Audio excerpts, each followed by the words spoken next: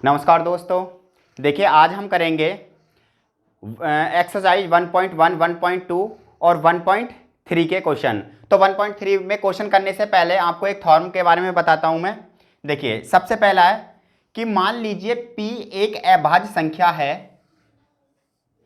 यदि p a square को विभाजित करता है तो a p a को भी विभाजित करेगी, जहां a एक धनात्मक पूर्णांक है। तो देखिए क्वेश्चन जो 100% आते हैं, ये जो मैंने क्वेश्चन लिखा है ये 100% किसी ना किसी सेट में आता है, यूपी बोर्ड हो या सीबीएसई बोर्ड हो। तो देखिए इसमें कह रहा है कि √2 एक अपरिमेय संख्या है। इसमें √3, √5, √7, √11 एड्स ऑन और भी क्वेश्चन आ जाएंगे। तो मैं आपको सिर्फ एक √2 एक अपरिमेय संख्या है ये करके दिखाऊंगा, और आपको बाकी सारे जो क्वेश्चन है वो खुद करने हैं। मैं आपको उसकी ट्रिक बताऊंगा। देखिए, तो कोई भी क्वेश्चन करने से पहले अगर ये अपरिमेय संख्या है तो हम उसे मानेंगे कि वह एक परिमेय संख्या है। तो देखिए परिमेय और अपरिमेय क्या, देखिए कहेंगे माना √2 एक परिमेय संख्या है। तो परिमेय संख्या का होता है P/Q, Q not is equal to 0। इसका मतलब है कि Q की वैल्यू P/Q की वैल्यू कभी भी 0 ना हो। अगर Q की वैल्यू 0 ना है तो वो क्या है, एक परिमेय संख्या। अगर 0 है तो वह परिमेय संख्या नहीं है। और जहां P व Q क्या है, पूर्णांक हैं या पूर्ण संख्याएं हैं। ठीक है, पूर्णांक हैं। अब देखिए पहले मैंने ये लाइन लिखी, उसके बाद यदि P तथा P/Q एक परिमेय संख्या है तो इसका HCF इजिकल टू 1 होना चाहिए। 1 होना चाहिए। देखिए जैसे मैंने कहा 2/5 ये एक कैसी संख्या है, परिमेय संख्या है। अब मैं इसको प्रूफ कैसे करके दिखाऊंगा। देखिए 2 के अगर हम इस करेंगे 2 गुणा 1, ऐसा कर सकते हैं। 5 को करेंगे तो क्या हो जाएगा, 5 गुणा 1। इसका मतलब इसका 1 मिल रहा है, तो HCF इसका क्या हो गया, 1। यदि किसी संख्या का HCF 1 ना हो, यदि किसी संख्या का HCF 1 ना हो तो वो परिमेय संख्या नहीं होती है। उसके लिए फिर हम आगे प्रोसेस करते हैं। तो देखिए जैसे मैं आपसे कहने लगूं कि 20/50, तो आप कहेंगे ये परिमेय संख्या तो है, मगर अभी मैं नहीं कह सकता। 0 से 0 काटेंगे, 2/5 ये कंप्लीट कट गया और इसका HCF कितना आ गया, 1। तो इसका मतलब ये क्या है, परिमेय संख्या है। तो देखिए इस टाइप से करेंगे। यहां तक करने के बाद हम जानते हैं, देखिए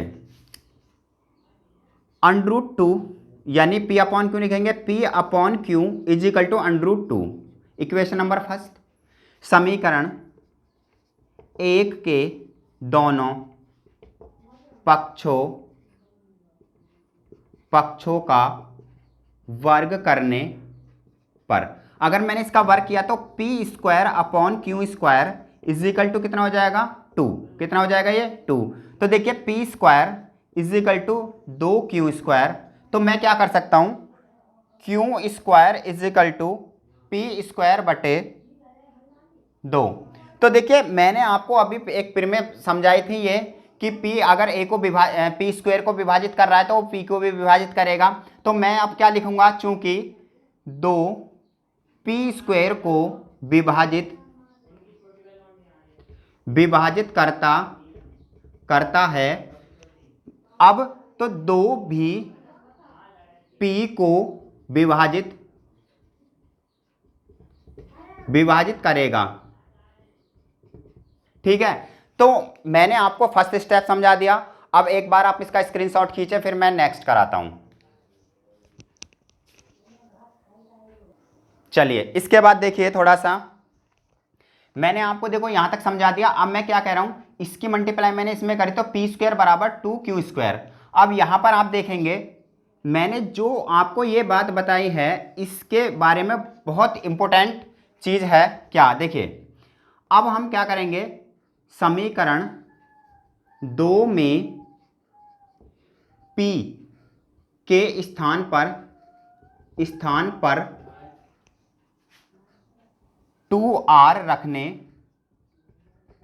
रखने पर। अब देखिए जैसे मैं आपको यहां सॉल्व करा रहा हूं कि √2 एक अपरिमेय संख्या है, तो जैसे आप इसको करेंगे √3 एक अपरिमेय संख्या है, √5 एक अपरिमेय संख्या है, √7 एक अपरिमेय संख्या है, √11 एक अपरिमेय संख्या है। तो जहां पर मैंने समीकरण 2 में 2r रखा है, ये देखिए बहुत मोस्ट बात है, जहां 2r रखा है मैंने यहां पर, देखिए यहां पर मैंने 2r रखा है ना ये, तो यहां पर आप अगर √3 होता तो 3r रखते, अगर 5 होता तो 5r रखते, 7r रखते, ठीक है ना। तो मैं आपको इसी क्वेश्चन के अंदर ये सारे क्वेश्चंस समझा रहा हूं। तो देखिए मैंने यहां पर क्या रखा, इसकी जगह 2r रखना है, तो यहां पर रखा, तो देखिए 2 कितना हो जाएगा, ये 2r का होल स्क्वायर इजिकल टू कितना हो जाएगा, ये 2q स्क्वायर। तो देखिए 2 दूनी 4 r square equal to 2q square. तो देखिए 2 दूनी 4, तो r 2r square equal to कितना हो जाएगा, q स्क्वायर। तो r बराबर कितना हो जाएगा, q स्क्वायर बटे 2। तो समीकरण नंबर इसे क्या मानेंगे, 3। तो देखिए जैसे मैंने आपको ये बताया कि ये विभाजित है, तो यहां देखिए r बराबर क्यू स्क्वायर बटे 2, यहां पर आपको दिख रहा है कि ये क्या आ रहा है, p का 2 क्यू यानी p स्क्वायर को विभाजित कर रहा है, और यहां क्या कर रहा है, ये q जो है किसको विभाजित कर रहा है, 2q को भी विभाजित कर रहा है। तो यहां लिखेंगे एक स्टेप, यहां लिखेंगे कि 2q स्क्वायर को विभाजित करता है, तो कहेंगे 2q को भी विभाजित करेगा। तो देखिए मैंने आपको दोनों चीजों में दिखाया कि ये यहां पर भी 2 है, और दूसरा जो मैंने दिखाया था आपको, क्योंकि वहां पर p स्क्वायर बटे 2 था, तो यहां पर भी 2 था, तो दोनों में जो आ रहे हैं दोनों कॉमन फैक्टर आ रहे हैं, यानी 2 दोनों को विभाजित कर रहा है, तो इसलिए क्या नहीं है, एक परिमेय संख्या नहीं है। तो लिखेंगे कि √2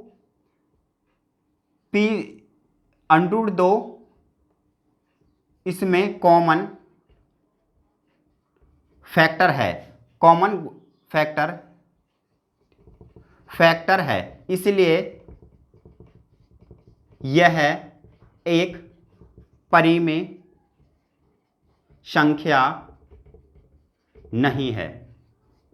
अगर यह परिमेय संख्या नहीं तो क्या है, लिखेंगे फिर यह एक अपरिमेय संख्या